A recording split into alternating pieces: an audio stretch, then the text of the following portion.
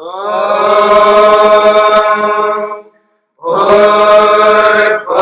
स्वः तत्सवितुर्वरेण्यं भर्गो देवस्य धीमहि धियो यो नः प्रचोदयात्।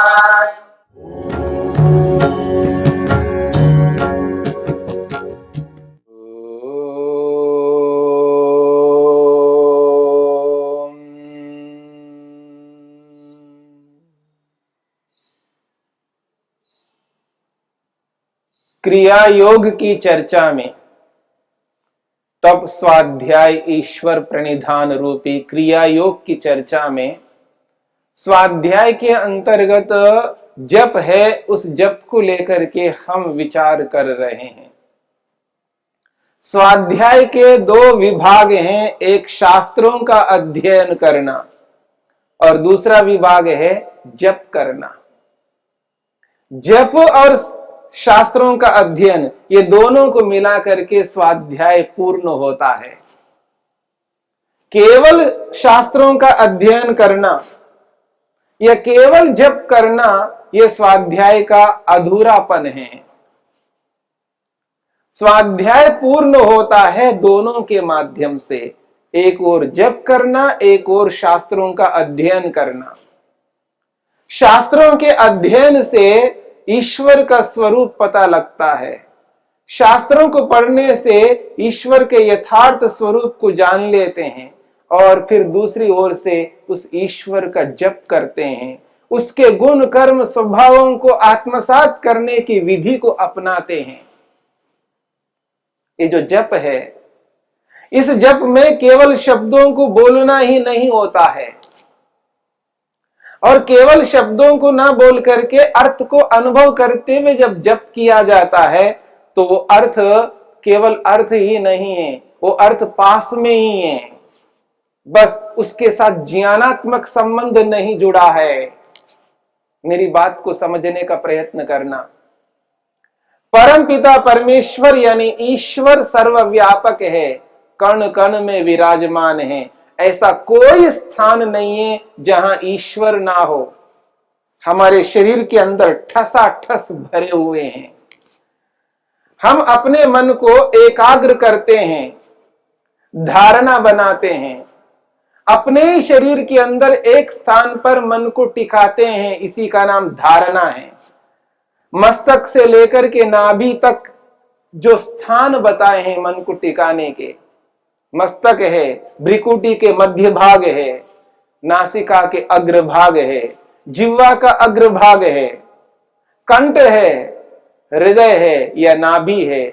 मस्तक से लेकर के नाभि तक जो स्थान है, इनमें से एक जगह पर अनुकूलता से, अपनी इच्छा से मन को टिकाना, और जहां मन को टिकाया वहां भी ईश्वर है।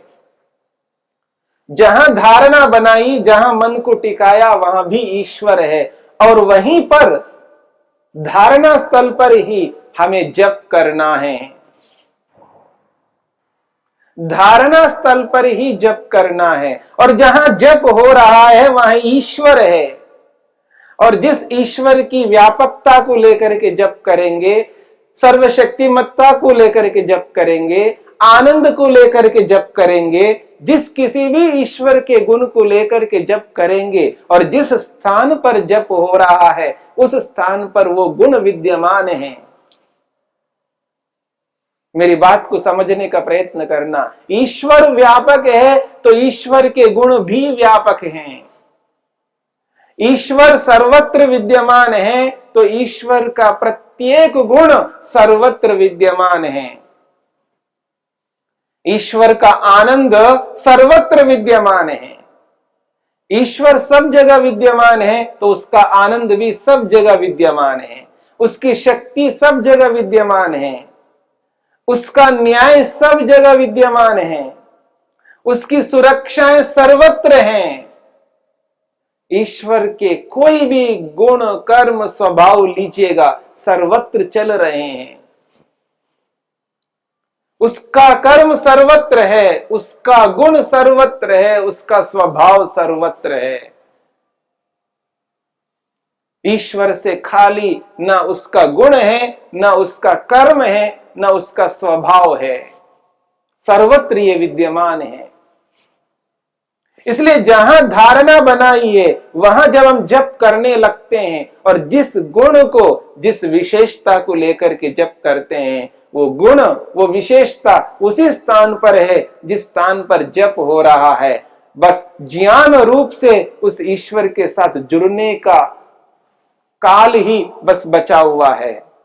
उस ईश्वर के साथ ज्ञानात्मक जुड़ने का जो समय है, बस उस समय की दूरी है, बाकी दोनों पास पास में हैं। जिस स्थान पर ईश्वर है, सर्वत्र है, तो हमने जिस स्थान पर मन को टिकाया उस स्थान पर भी ईश्वर है, उसके गुण कर्म स्वभाव वहां पर विद्यमान है। और वहीं वहीं जब हम उस ईश्वर का जप करने लगते हैं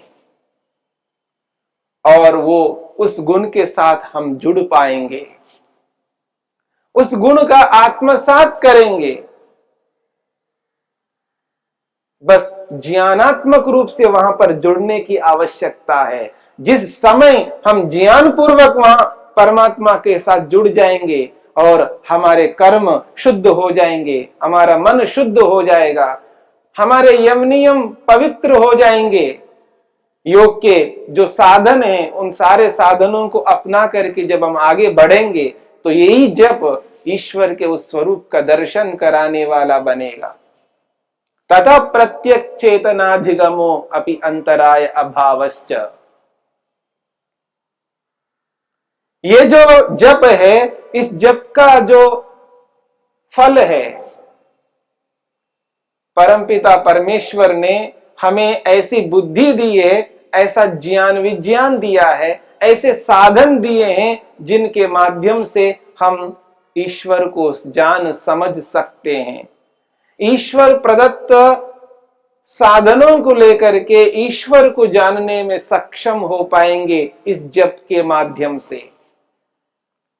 इस जप का इतना ऊंचा फल है, ततः प्रत्यक चेतनाधिगम, अंतरात्मा का दर्शन होता है इस जप के माध्यम से। जैसा कि आपने समाधि पाद में इस जप के फल को लेकर के विचार किया था। ये जो जप है, इस जप का इतना बड़ा फल है, अंतरात्मा का दर्शन, आत्म साक्षात्कार होता है।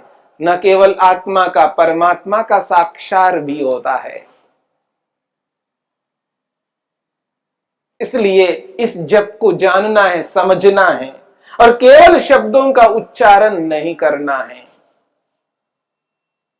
शब्दों के उच्चारण के साथ साथ उस शब्द का जो अर्थ है, उस अर्थ को जानना है, समझना है और उस अर्थ के साथ अपने आप को जोड़ना है। उच्चारण करना, अर्थ को जानना और ईश्वर की उपस्थिति को अनुभव करना, ये तीन काम हमको करने हैं जो जप की विधि में आपके समक्ष रखा गया था।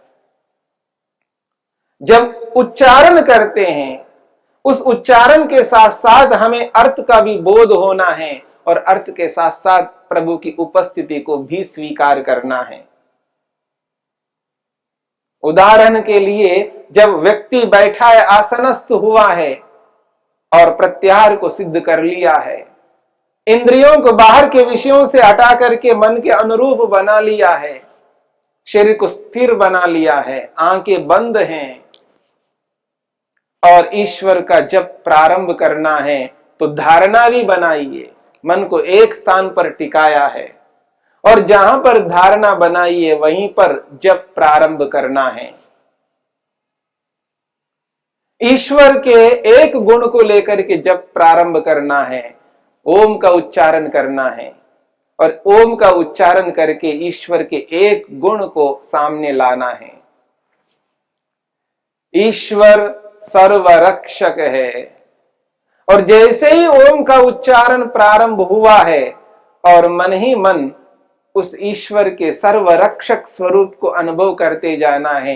हे परमपिता परमेश्वर, आपने कितनी सुरक्षाएं हमें दी है, कितने प्रकार से आप मेरी रक्षा कर रहे हो, किस किस माध्यम से मेरी रक्षा कर रहे हो। आपकी सुरक्षा के अनंत प्रकार है। विविध सुरक्षाओं में रहता हुआ मैं सुरक्षित हूं। हे परमेश्वर, आप सर्व रक्षक है, मेरी रक्षा इसी प्रकार और करते जाइए। आप मुझे देख सुन जान रहे हैं। आपकी उपस्थिति में उपस्थित होकर के मैं आपकी सुरक्षा को अनुभव कर रहा हूं। ये जो भाव है, ये उच्चारण के साथ में होना चाहिए।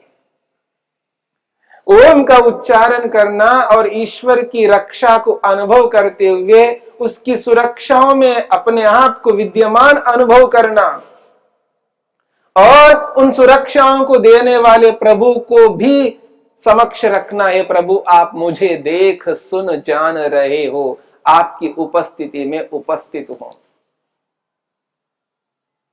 यदि इस रूप में व्यक्ति जप करता जाता है तो इस जप का जो परिणाम है वो अंतरात्मा का साक्षात्कार, आत्मा परमात्मा का दर्शन होता है। और ऐसा जप व्यक्ति एकदम नहीं कर पाता है, उसके लिए 3 प्रक्रिया हैं। पहले व्यक्ति बोल करके करे, उच्चारण मुंह से उच्चारण करते हुए जप करे, आंखें बंद रहें, शरीर स्थिर रहे, उसी प्रकार की विधि में बैठे रहना है जो योग की विधि है। और उच्चारण करके जप करते जाना है। और उच्चारण करने के बाद उस प्रभु के उस स्वरूप को, जिस उच्चारण में आप बोल रहे थे, उस शब्द के अंतर्गत जो ईश्वर का स्वरूप बता है, उस स्वरूप को सामने लाना है। भावना से उस स्वरूप को अनुभव करना है। यद्यपि वो स्वरूप सर्वत्र व्याप्त है। हे प्रभु, आप सर्व रक्षक हो। तो ईश्वर की जो सुरक्षाएं, ईश्वर की सुरक्षाएं सर्वत्र व्याप्त है। ऐसा कोई स्थान नहीं है जहां से ईश्वर रक्षा नहीं कर रहे हो। ईश्वर सर्वत्र विद्यमान होकर के सब प्रकार से रक्षा करते जा रहे हैं। वो जो रक्षा है उसकी अलग प्रकार की रक्षा है। प्राणों को निरंतर देते हुए हमारी रक्षा कर रहे हैं। ईश्वर सर्वत्र रक्षा कर रहे हैं, इसका यह अभिप्राय नहीं है कि मैं ट्रेन के सामने जा रहा हूं और ट्रेन सामने से आ रही है तो ईश्वर रक्षा कर रहा है। ऐसी रक्षा नहीं करता है। कोई गोली से मेरे को बंदूक से उठाना चाह रहा है, गोली से मारना चाह रहा है और ईश्वर आकर के बचा रहे हैं, ऐसा नहीं है। इस प्रकार की रक्षा नहीं कर रहे हैं। ये तो हमारी स्वयं की रक्षा है, ये हमारी जिम्मेदारी है। हम इन लोगों से बचे रहें। परंतु यहां जो सुरक्षा है वो ईश्वरीय सुरक्षा अलग प्रकार की है, जो मनुष्यों के क्षेत्र में नहीं आती है। ईश्वर की सुरक्षा ईश्वर करता है, ईश्वर की सुरक्षा को मनुष्य नहीं करता है और मनुष्य की सुरक्षा को ईश्वर नहीं करता है। दोनों की अलग अलग स्थितियां हैं। ईश्वर सर्वत्र विद्यमान होकर के सबकी रक्षा एक समान करते जा रहे हैं, सबको प्राण दे रहे हैं। हम नहीं चला रहे हैं अपने आप, सांस हमें नहीं पता है। ये जो सांसें चल रही हैं वो हमारे कारण से नहीं चल रही हैं, ईश्वर के कारण से। ईश्वर हमें जीवित रख रहे हैं, ये ईश्वर की सुरक्षा है। जो शरीर के अंदर जो व्यवस्था दी है ईश्वर ने, हम जो भी खाते पीते हैं उसका रस बनता है, रक्त बनता है, मांस बनता है, मज्जा बनता है। ये जो प्रक्रिया से जो व्यवस्थित किया है परमात्मा के नियम में, इसके माध्यम से हमारी रक्षा कर रहे हैं।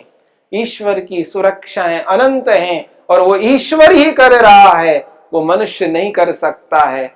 उन सुरक्षाओं में हम रह रहे हैं, उन सुरक्षाओं को अनुभव करना है। उन सुरक्षाओं को अनुभव करते हुए ये भी एहसास करना है, हे प्रभु, आप मुझे देख सुन जान रहे हो। आपकी उपस्थिति में उपस्थित हूं और आपको ही मैं अनुभव कर रहा हूं।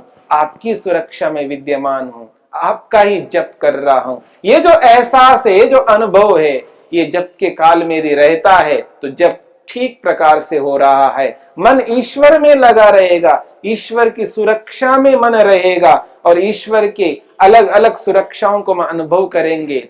उन सुरक्षाओं को अनुभव करके हम ईश्वर जैसा बनेंगे। ईश्वर जिस प्रकार से सबकी रक्षा करता है, ठीक उसी प्रकार से भेदभाव को भुला करके अपने आप को आत्मस्वरूप अनुभव करते हैं। वसुदैव कुटुंबकम के माध्यम से चलते हुए, सबको अपना मानते हुए सबके साथ न्याय करेंगे, अन्याय नहीं करेंगे, सबकी रक्षा करेंगे। जितना शरीर से हम रक्षा कर पाते हैं उतना शरीर से रक्षा करेंगे, वाणी से जितना रक्षा कर पाते हैं उतना करेंगे, और मन से तो पूर्ण रूप से रक्षा करेंगे।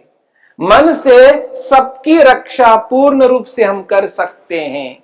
हमारी मन की भावना यदि अच्छी है और अच्छी भावना से सबकी रक्षा यदि मन से करेंगे तो हमारी वाणी उचित निकलेगी दूसरों के प्रति। वाणी से हम किसी का गला नहीं काटेंगे, वाणी से किसी गला ना काटते हुए किसी को बचाएंगे, उसको दुख नहीं पहुंचाएंगे वाणी से। यदि मन से हमने सबकी रक्षा कर दी है तो वाणी से रक्षा ही करेंगे, और जब हमने मन से रक्षा की है तो शरीर से भी रक्षा करेंगे। ये जो पाप हो रहे हैं, ये दुष्ट कर्म हो रहे हैं, ये हिंसाजन्य कर्म हो रहे हैं, ये जो असत्य हो रहा है, ये जो अन्याय हो रहा है, ये जो अराजकता हो रही है, ये सब बचेंगे ईश्वर को एहसास करने से, ईश्वर का जप करने से। इसलिए महर्षि पतंजलि ने यहाँ पर क्रिया योग में स्वाध्याय को रखा है, और इस स्वाध्याय के अंतर्गत इन दो विभागों में से ये जो जप रूपी विभाग है, इस जप के माध्यम से हम अपने आप को उत्तम पवित्र बनाएंगे और अन्यों को भी अवसर देंगे उत्तम पवित्र बनने का। स्वयं सुखी होंगे, औरों को भी सुखी करेंगे। स्वयं ईश्वर के स्वरूप को अच्छे ढंग से अनुभव करेंगे और ईश्वर के स्वरूप को, ईश्वर के उपकार को, ईश्वर की सुरक्षाओं को, ईश्वर के न्यायकारी स्वरूप को, ईश्वर के अनंत गुण कर्म स्वभावों को जैसे हैं वैसा ही जान करके, ईश्वर के कार्यों से प्रभावित हो करके हम भी ईश्वर के समान बनने की चेष्टा करेंगे। जिस प्रकार से ईश्वर सबकी रक्षा करता है, न्याय करता है, सुख देता है, उसी प्रकार हमारी भी प्रवृत्ति बनेगी और स्वयं उस प्रवृत्ति से सुखी रहेंगे और उसी प्रवृत्ति के कारण से अन्यों को भी सुखी करेंगे, और इस मनुष्य शरीर को प्राप्त करने का जो प्रयोजन है उस प्रयोजन को पूरा कर पाएंगे। जप बहुत महत्वपूर्ण है। बिना जप के हम ईश्वर को नहीं जान पाएंगे। ईश्वर के साथ तादात्म्य संबंध जोड़ करके ईश्वर जैसा नहीं बन पाएंगे। इसलिए आवश्यक है ईश्वर के साथ जुड़ना है, ईश्वर के स्वरूप को अनुभव करना है और जप के माध्यम से अपने प्रयोजन को पूरा करना है। इसलिए इस जप को स्वाध्याय में रखा, और स्वाध्याय क्रिया योग का एक महत्वपूर्ण विभाग है।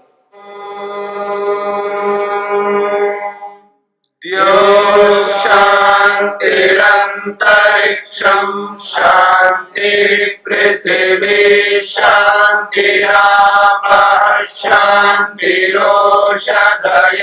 शांतिः वनस्पतयः शांतिर्विश्वे देवाः शांतिर्ब्रह्म शांति सर्वं शांति शांतिरेव शांति क्षमा शांतिरेधि।